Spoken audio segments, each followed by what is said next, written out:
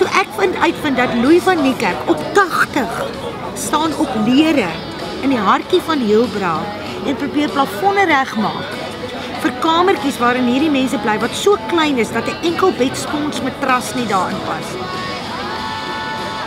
Ons kan nie toelaat dat dit gebeur nie. Die Theaterbystandsfonds bestaan al 52 jaar. Dit is totaal inklusief. Ons vra nie wat se taalgroep, wat se politieke affiliasie jy het nie, wat se kultuurgroep jy het nie. Ons vra nie eers van jou enige hulp terug. Ons verkies dat jy ons terughelp.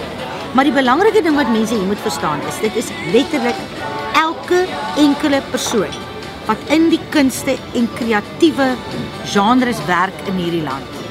So dit is tegnisie, dit is kunstejoernaliste, dit is fotograwe, dit is visuele kunstenaars, dit is skrywers, dit is produksiemense, dit is uitvoerende kunstenaars, dit is voorportaalbestuurders, dit is almal wat in die kunste werk of gewerk het. Die punt is, elke sent word gegee vir die Theaterbystandsfonds. Dit is my ook ontsaglik belangrik dat die TBF 'n jong, vars, funky gesig ook het.